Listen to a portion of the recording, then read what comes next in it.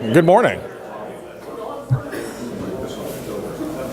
All right, let's come to order. We've got a very good morning, starting with a candid interview with one of, if not the most successful entrepreneur in recent multifamily history.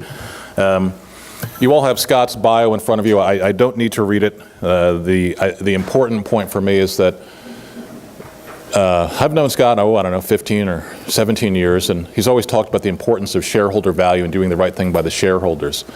And he and his partner, Alan, have preached this. They taught it to me when I was much younger. And there's some of the few entrepreneurs I've seen have actually lived by the importance of shareholder value and done tough things that weren't necessarily, in their personal best interest. And as a result, he's created an awful lot of value for an awful lot of people, an awful lot of jobs, and a whole string of successful entrepreneurs behind him. So we're going to have an open interview. I've got a whole list of questions, but please feel free to jump in and stir things up and ask Scott your questions. We got about 45 minutes, and then we're going to go on to our next session on exit strategies. So I'll let you guys read Scott's bio. And without further ado, please join me in welcoming Mr. Scott Ingraham. Thank you. Are we mic'd on? Okay, great. So Scott, let's start with the easy question. It says in your bio, everyone has it in front of them, you had a great job, right? Yeah. You and your partner ran Oasis REIT, you're kings of multifamily, top 10 owners, everyone loves you. Why do you quit that and go on to start Vevo.com? Well, whoa, excuse me. That's a great question. Before I answer it, let me just first say how honored I am to be here and be back with apartment people.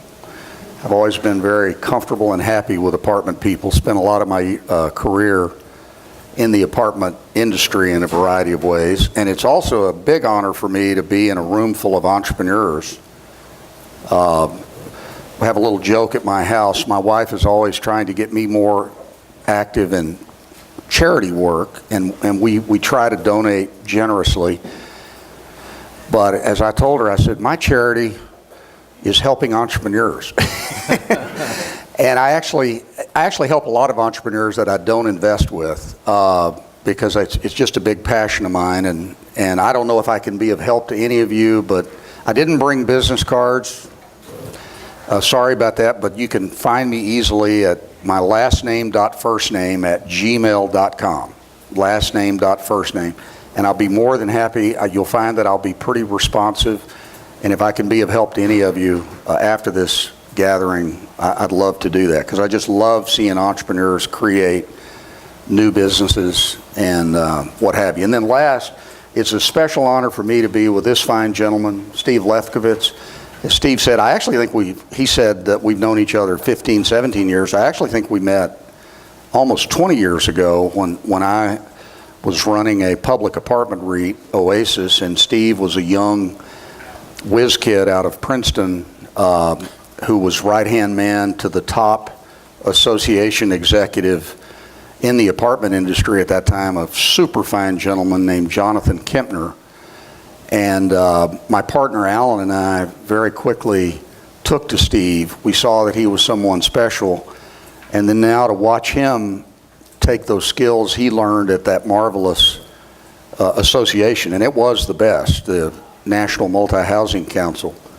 But to see him take those skills and become an entrepreneur in his own right and really bring such great value to this industry has been fun to see. So it's a hat trick. I got 3 benefits being here today, and I thank you. And by the way, let's give this fine gentleman a hand, because he's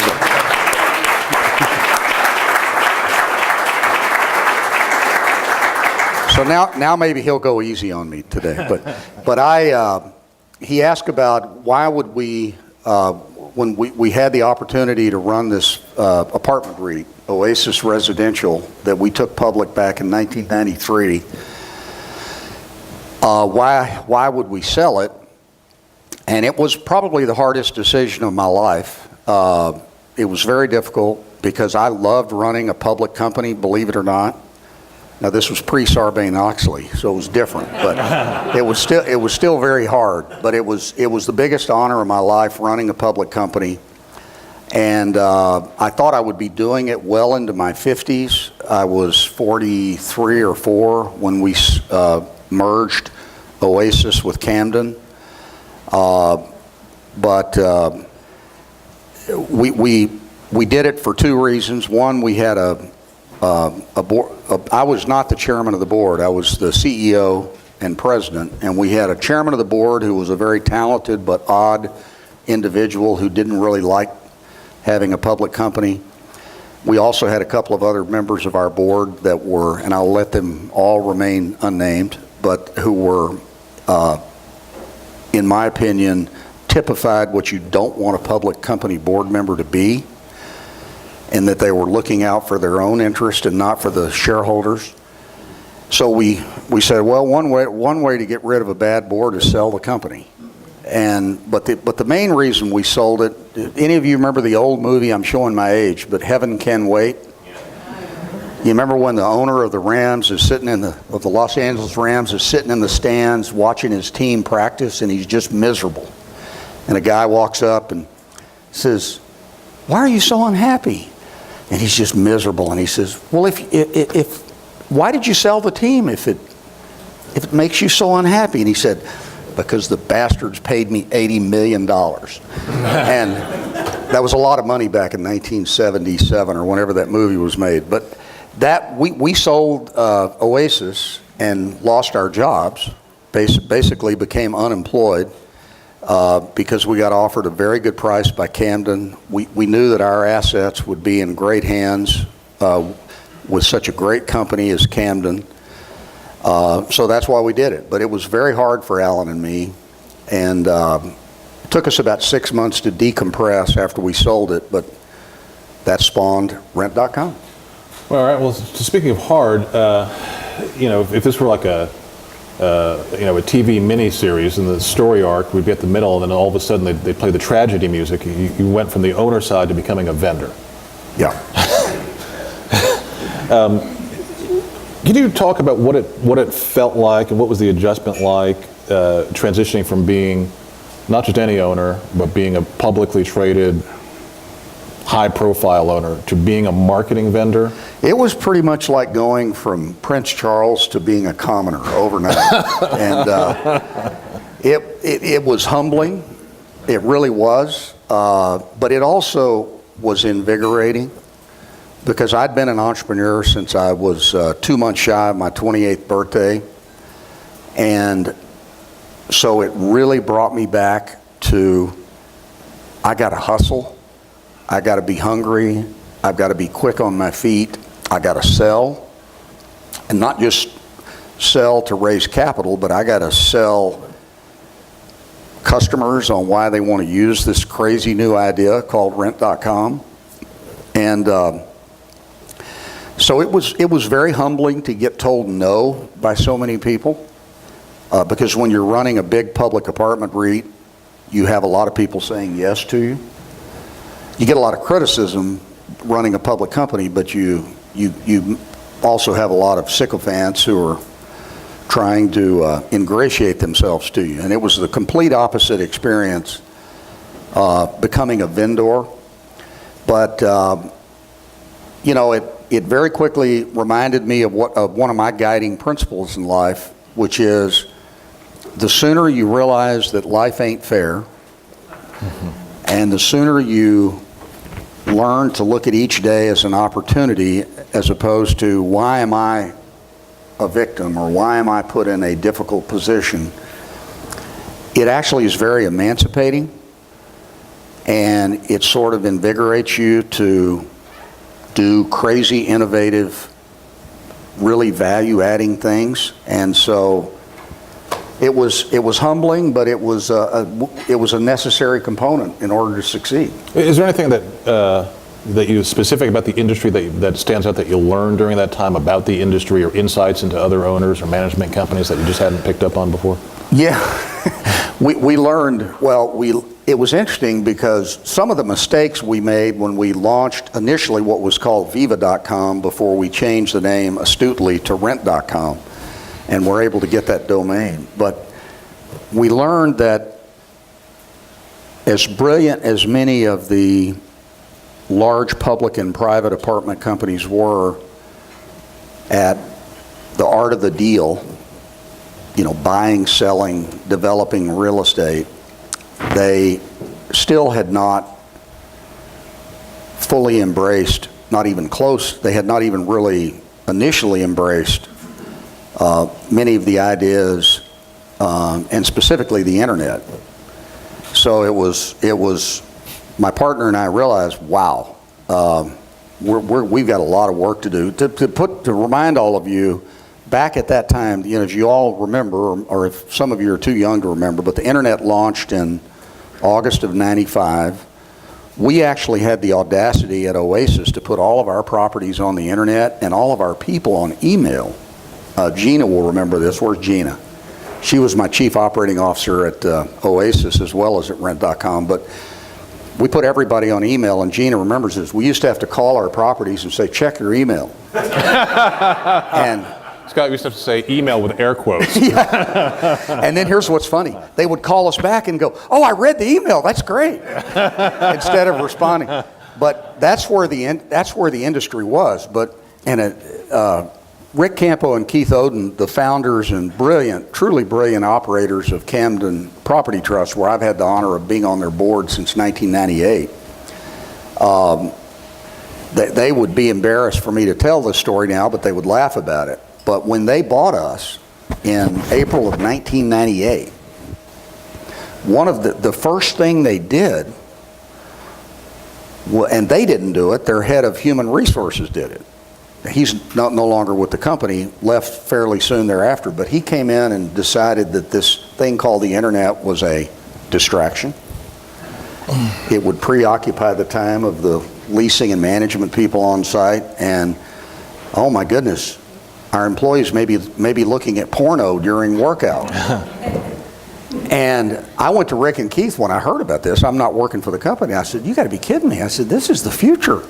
And they're like, well, this is what our head of HR did, and we're busy running this public company, and we defer to him. And now, a few months later, Camden came to their senses, and they went on to become a cutting edge, as apartment companies go, technology-oriented company.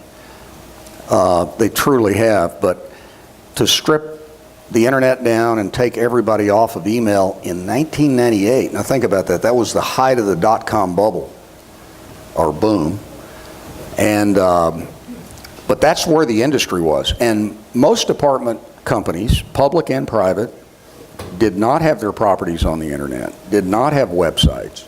Well, Scott, let me jump in there and talk about the importance of that to your startup.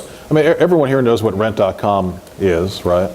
But I love this. It's almost like a trivia game. Can anyone here remember Viva.com? Okay. God bless you. Scott, in a room full of idea people who've taken ideas about something that didn't work and put their life, could you tell them what Viva.com was and why you guys came up with that idea? Well, Viva.com, which we really used that name because we didn't have Rent.com at that point, and it was a name that we thought we could build a brand on. We had illusions, and we could have. We actually had made good forays into doing so, but the original Viva.com was a very radical business model in that it was sort of part Priceline, a little part eBay, but it was basically a reverse auction. And we had this novel idea that we were going to have prospective renters fill out a renter profile and put themselves in play. Keep in mind the apartment market back in 1999, 2000. We actually launched in April of 2000. We started up in April of 99, but it took us a year to build it. But the apartment market was very soft all over the country, even, believe it or not, in the San Francisco Bay Area, even in New York City to some degree. And the commodity markets like Houston and Dallas and Las Vegas and Tampa were just soft as they could be. So, we basically felt like landlords would compete very aggressively to try to put prospective renter proposals or lease proposals in front of prospective renters. And we had this, but we forgot about something. And that is that property companies were having a difficult enough time even answering the phone, much less getting on the internet with their dial-up to respond to internet leads. So we very quickly, as we sort of followed the Southwest Airlines business model, we realized we'd made a mistake and we tried to do something. How did you realize? That's the critical thing for this. I mean, like, well, we realized it because it wasn't signals? working. One of the nice things about the internet, as you all know, is you pretty much know, like, overnight if something's working or not. And it was just not. We actually were doing a good job. We had a lot of property listings and we had a lot of renter traffic. We started in 6 cities very deliberately because we said if we can't make it work in these 6 cities, we can't make it work in the 50 major metropolitan markets in the United States. So we started in the 4 big cities in Texas, Denver, and Las Vegas. But when we realized it didn't work, we kind of, Alan and my partner, I call him my in-house McKinsey consultant, truly brilliant guy like Steve, and we went back to basics, and one of our favorite companies was Southwest Airlines. And Southwest Airlines figured out, what are the 2 biggest complaints in the airline industry? Well, there's 3. 1 is cost, 2 is the food is terrible, and 3 is they lose my bags. So Southwest said, well, one way to not serve bad food is serve no food. And one way to not lose bags is make everybody bring them on the plane or encourage them to bring them on the plane. And by doing those 2 things, they drove the prices down and they generated faster turnaround times. So often in business, less is more. And we're all guilty. I was very guilty as an entrepreneur of trying to do too much. And so what we did, we dumbed our business model down and we said, well, we're going to take all the friction and the pain points to the owners and the property managers out of the equation. And when we did that and we relaunched as Rent.com and we did a number of other things extremely well, the business literally overnight took off. All right, that was in October of 01. All right, so let me ask you a parallel line of questions. So you start this business. You tell us about how you capitalized it and where you were in your capital raising and, frankly, your cash when you made this pivot. Well, when we made the pivot, this is an interesting story because we raised $34 million at Rent.com. Now that was a lot of money, but that was actually not a lot of money back in the dot-com boom. We burned through $28 million of it before we turned profitable. Once we turned profitable, we never had a month where we lost money. It went up like a hockey stick. We became a very significant cash cow before we sold to eBay in 05. But when we made the pivot, we were very fortunate. We did a round of financing when the dot-com boom had busted. And it was at one of the darkest points. It was November of 2000. We were able to get 7 of the big public apartment REITs, led by Equity, Camden, and Archstone, along with Avalon Bay, United Dominion, Post, and Gables. They put up $10.5 million. We were fortunate. They, for some weird reason, believed in my partner and me because we came from the industry. There was a lot of concern back then that we're kind of leery about this internet thing. And they felt like they could trust Scott and Alan to both do a good job for the apartment companies, but also that we weren't out to somehow sell their data. And there was a little bit of an irrational fear on their part, but in any event, the pivot Steve's referring to, we raised that money along with $7 million other dollars. We raised $17.5 million in November of 2000. So that got our cash in the bank up to $20 million. I remember going to the Christmas party I had 102 employees at Rent.com at that point. It was actually Vevo.com at that point. And what those people didn't know was that I was about to lay off 77 of them. And I hated to fire people. Hated it. It was the thing I hated more than anything in life. But we needed to to terminate them because A, we had too many people. We had allowed venture capitalists to say, spend more money, add more people. And we sort of, despite being good real estate veterans, we were .com novices. But second reason is that we realized we'd hired the wrong people. And so we reduced our employee base down to 23, and we promptly hired 20 new executives. We got the product team from eToys. We got the tech team from Stamps.com.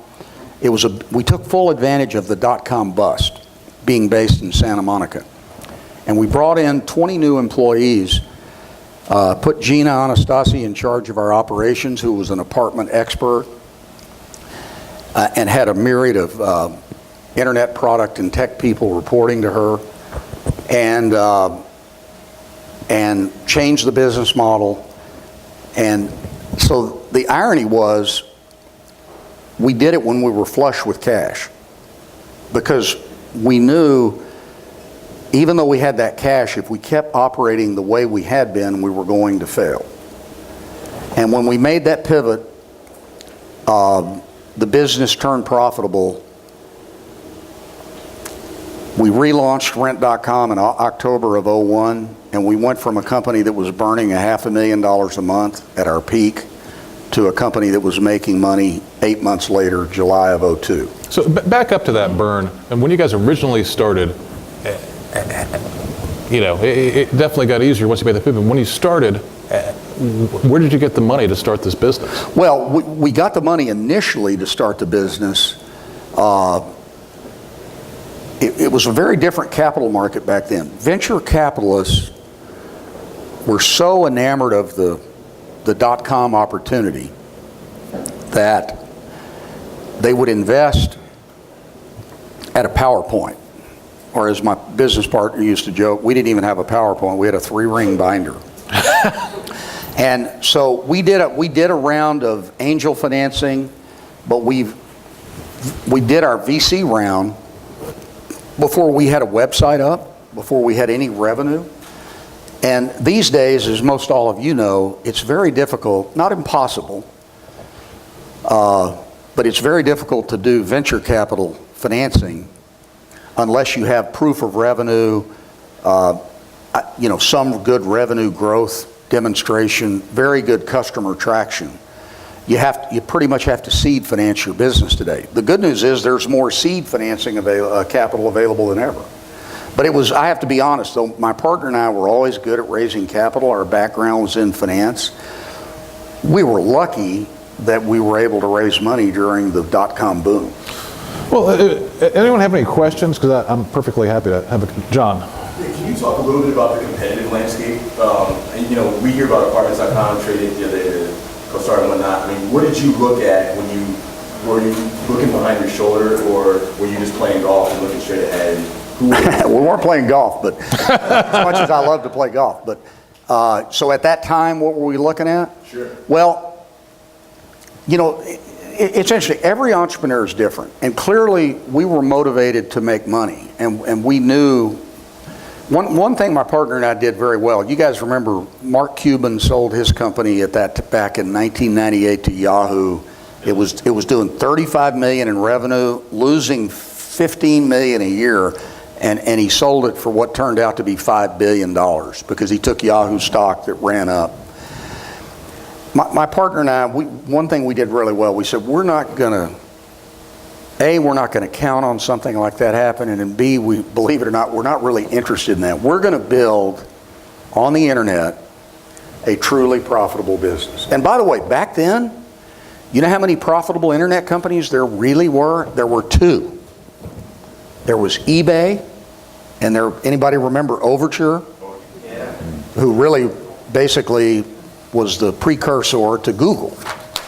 They ended up being bought by Yahoo, but they're the one who invented the click-through, pay-for-performance keyword model.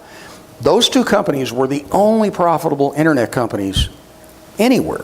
What about within the industry? I mean, to John's point about, you walk into a customer What are the competitive landscape? Well, you got to remember the industry back then, you had several internet listing sites that, I mean, there were 25 or 6 of them.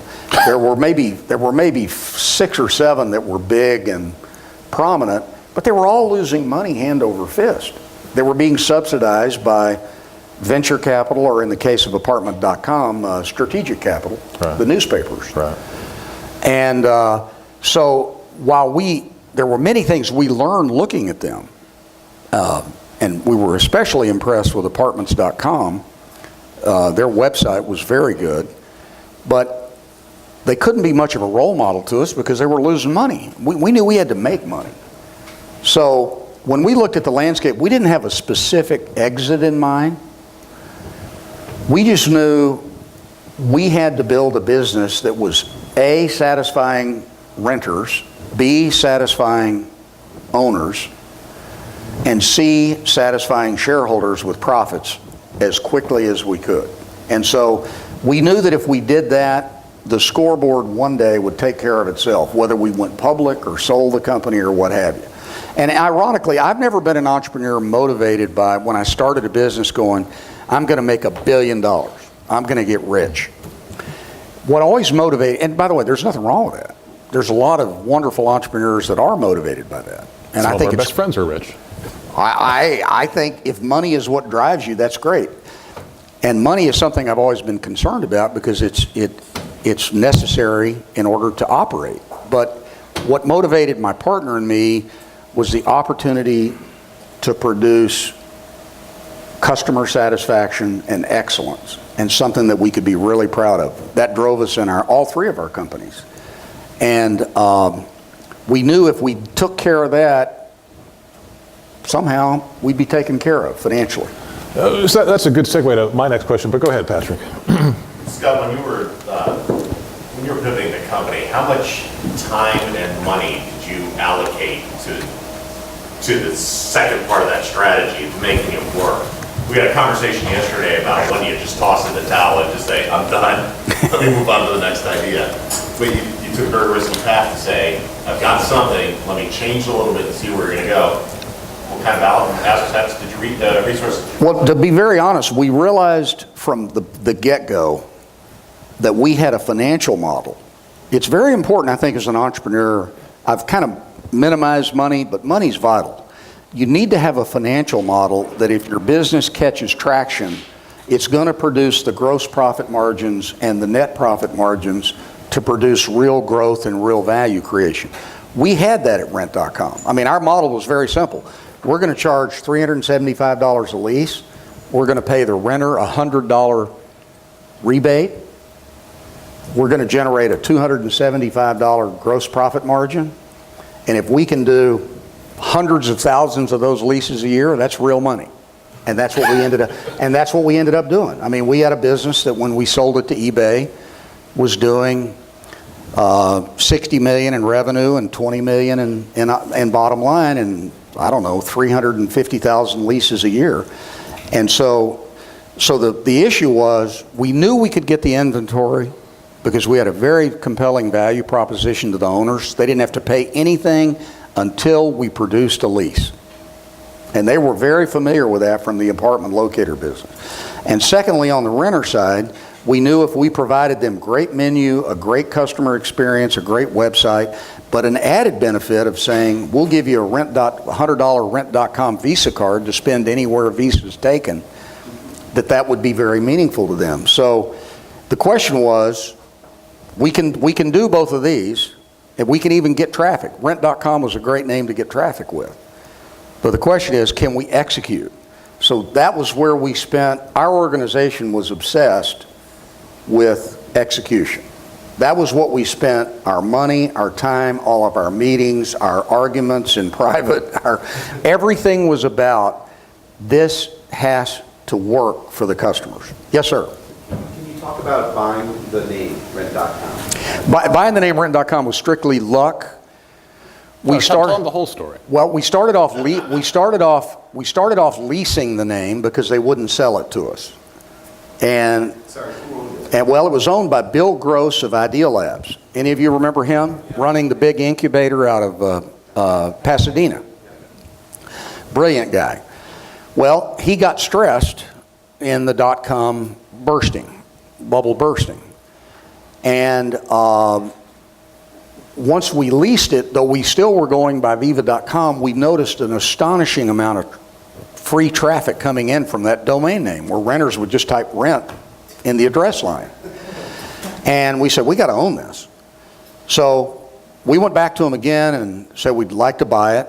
And they said, well, we'll sell it to you for $2 million. And that was a big number for us. And we said, well, we can't do that. So a few months went by and they called us up and said, how about $1.5 million? And we said, man, we can't really afford that. So a couple more months went by and they called us up and said, we'll take $1 million for it. Now, privately, we're going, because we were about to relaunch our new business model and we really wanted to relaunch it with rent.com instead of viva.com. And, you know, I don't know why I did this. I really am not that clever. I'm a fair negotiator, but I'm not gifted at it. I just went back and I said, I just had a hunch, because everybody was just starved for cash. And I said, well, I'm really sorry that this little .com can't afford that, but I said, if you'll agree to it, we'll wire you $200,000 tomorrow morning. The lady was a very impressive lady, but she got so angry with me, and I'm pretty sure there were 3 or 4 F-bombs or something. But after she ranted and died down, she said, I'll call you back, and slammed the phone down. So I thought, oh, I've really screwed it up. And my partner was like, you should have told him we'll pay him $500,000. I said, I know. And I said, I can always call her back. I'll call. Well, she called me back in about an hour and said, you have that money here tomorrow morning, and if I haven't even signed the contract, you trust me to get you the contract and we have a deal. And I said, okay. And we hung up, and the next morning we wired to her. She gave me the wiring instruction. I wired the money to her without a signed deal. I just said, I got to trust this. And the signed deal came in a few hours later. $200,000 we bought that. We did, Gina, you remember? We did have a little bit of a beer toast on that one.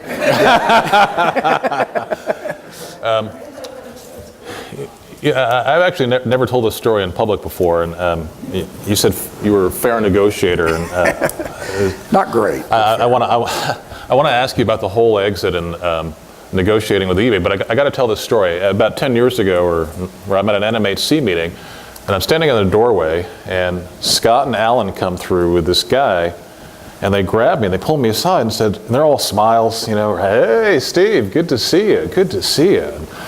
And they said, you know, we want you to meet the guy from eBay that is taking over, the guy who bought our company. And Alan leans in and goes, Steve, you got to meet Garrett. He's the toughest negotiator I ever went up against. And I said, oh boy, that means Garrett got his pocket picked. Garrett was tough. Yeah. And so you went through this whole negotiation, but can you tell them about the magic clause that you inserted into that deal that, you know, led to the happy good times with the acceleration with their stock price? On eBay? Yeah. Well, yeah, we started off with eBay. When eBay agreed to buy us for $433 million, it was all stock. Now, at that time, eBay stock was near a record high. You know, today I think their stock's around 52. It was at 56. But eBay had just been a juggernaut. And so they gave us very favorable terms where we could sell the stock without any restriction the next day. And of course, some of us were thinking, well, maybe we'll hold some of our equity in eBay stock so you don't have to pay income tax until you sell the stock. You know, the stock for stock tax-free exchange. Well, we put some typical provisions in the agreement that said if their price were to fall to a certain point, it gave us the ability to back out of the deal. Even though we would get more shares to compensate for it, they also had the right to do the same thing. Well, lo and behold, after they signed the agreement with us, the stock ran on up to 59 for about a week, and then it started its pretty dramatic downswing. And it went all the way down to $28 while we were in contract with them. It was just a calamitous drop for them. And oh boy, Meg Whitman, wonderful lady, by the way, super impressive. And Jeff Jordan and John Donahoe and their team, who John runs the company today, were all wringing their hands. And the bottom line was that they came back to us, and we were sort of concerned that they were going to drop out. And we said, well, we'll go ahead with Plan B to go public, or we actually had a backup buyer at almost $400 million. And they came back and said they were flush with cash. And they said, we'd still like to do the deal, but we want to pay cash. So we were like, oh no, that's ridiculous. Oh, no. Said, you can't possibly let me. Okay. So we said okay. And a lot of people were really upset because they wanted to own eBay stock down at 28. Right. You know? But the fact was that it was a good thing for us.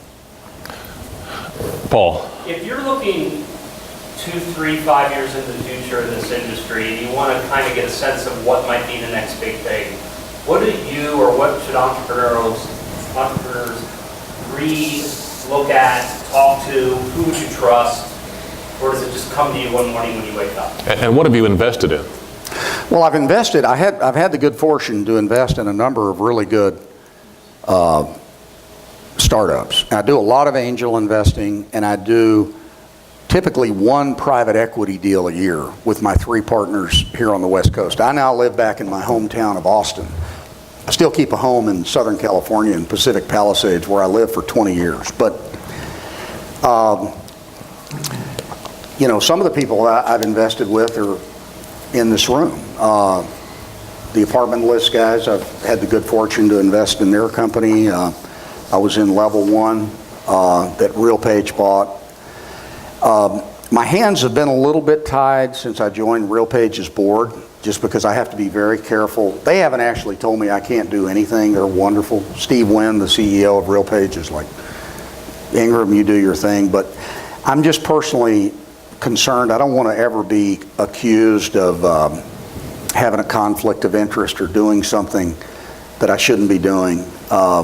It's more important to me that I have a good reputation than if I make money. But is there a type of technology or a type of management approach or a type of building that we might not know about right now that we might be talking about? Well, I wish I could act like I'm clairvoyant. I'm not, but I will say that the apartment industry is riding really high right now. I mean, the 5% cap rates, the 98% occupancy, waiting list, demand exceeds supply for apartments. The housing for sale bust continues. So this industry has got its chin out ready for somebody to just take a swipe at it. I mean, but that creates, and there's opportunity for entrepreneurs in the current environment. Many of you are doing fabulous things as it stands now. And I'm just blown away by how many different revenue streams. Dirk Wakeham's here. You know, he's an ex-chief operating officer at RealPage, and he built a great business. He follows this stuff as closely, if not more closely, than I do. There's a lot of wonderful revenue streams in apartments. But as I look forward, I think the industry still needs to emerge from what it's always been saddled with. I mean, if you think about it, the apartment industry has always been saddled with the guys that own it, including the public companies that run it. It's pretty much the art of the deal. It's about who can raise the capital, buy the land, control the property. And it's always been a deal-driven, capital-driven industry, as opposed to many other industries that are driven by operational or customer service excellence. I think this industry still is going to make a quantum leap where we're going to see some radical new ways that properties are operated out on site. And I also think there's going to be some radical innovation in how properties are built. It's really kind of insane when you think about all the technology breakthrough, and apartment properties are prohibitively expensive to build. I mean, $200,000 a unit plus. And you still, construction crews still do them pretty much the same way we did them 40 years ago. And so I think modular construction, we need to find a way to get more housing to the middle class and the lower income people, and nice, really pleasant environments that are more affordable. So I think there's going to be a dramatic change. The easy thing to see right now is that social media and mobile, there's going to be a myriad of ways to enhance the renter experience in comparison shopping and making a lease at apartment properties. It's happening already. I think it's going to continue to innovate and get better.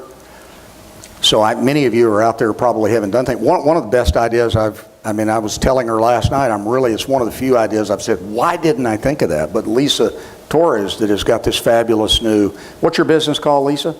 Lori Torres. I'm sorry, Lori Torres. I'm sorry, Lori Torres. What's the business called? Parcel pending. Parcel pending, but she's got this fantastic, apartment properties are deluged today with all the Amazon and UPS and FedEx packages and the trucks, and it's just chaos on site because everybody is shopping online, and she's come up with a wonderful way to solve that problem. The company I'm on the board of, RealPage, has a wonderful solution for it. I'm sure there's probably some others of you here that have, but you talk about a problem that needs to be solved, but there's no end to the innovation that's going to come to this industry. And so I'm excited about that, and but I can't tell you where it'll be 5 years from now. I know this, just remember what I said earlier. 16 years ago, most apartment companies were either not on the internet, were marginally on dial-up, and had no interest in it. They thought it was a huge distraction. So, look how far we've come. So, Fair enough. Carrie? Question with social media. For some of us that started in the 80s and, on the pegboard systems, to how technology has affected the capital that you mentioned that drives this industry.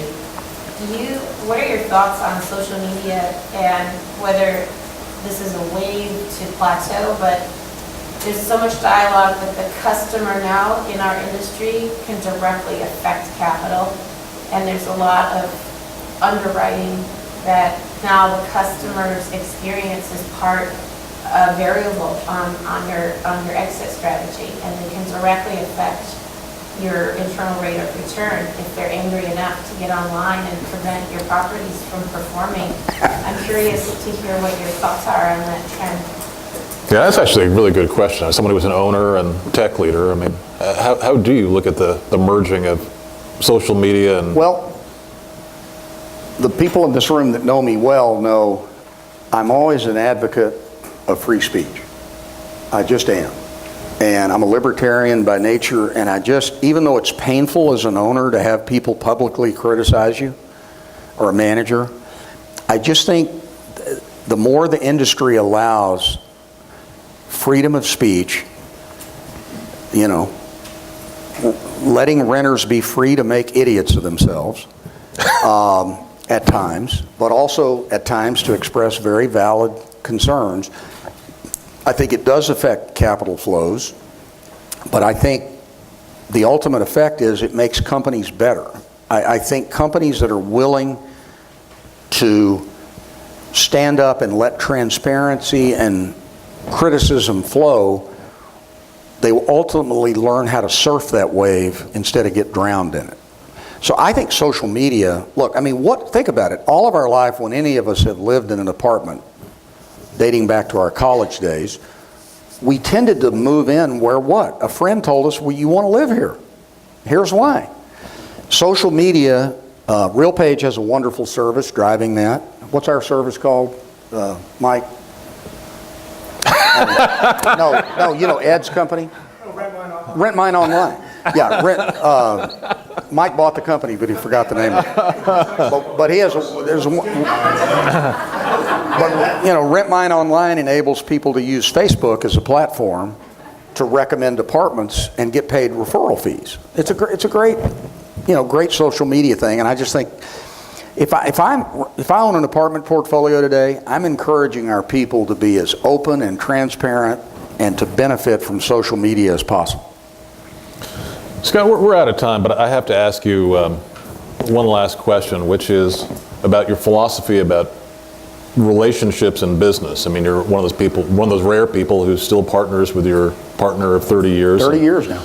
You've developed a lot of close friends, people who have been associates of yours. What's your guiding principle when it comes to picking the people that you work with or partner with? Well, I think part of it is I've been lucky, but I think I find, not in every case, but in most cases, the people that I gravitate towards have had the good fortune to have good mommies and daddies, and they have strong integrity, they have strong character. You can trust them. And I just can't think of anything more valuable. I know that whatever success I've had in my business career is directly attributable to my partner of 30 years, to the myriad of outstanding partners like Gina and Todd and others that have, is Ani here? I don't know if she's here, but others that have worked with me. I was a big believer, still am, that everybody down to the receptionist should own equity in the business. I think many of America's problems today could be solved the more that we can get business leaders. This is an area that I happen to disagree with Warren Buffett, who thinks nobody but the CEO should get stock options. I think everybody should get stock options. I think the more you can get people to have skin in the game and think of the business as their company. You know what people want? I've learned over the years. They want to have a little taste. They want to have skin in the game. They want to have some equity, but they also want to be in the know. I was always good at my companies that I would pull everybody into a room. Even when I ran Oasis, we'd have 800 people in the room. But we wanted people to be in the know, because one thing that really drives employees crazy is when only the bosses know what's going on, and they're not really clued in to what the secret sauce or what's making the secret sauce. And I think the more you can treat people as partners and less as boss employees, I think, and I'm sure many of you entrepreneurs have experienced that, I find I've had more success that way. Sure. Well, are you going to hang out for a while? Can people ask Absolutely. All right. Well, Scott's going to be here. You guys can ask your questions, but thank you so very, very much, man.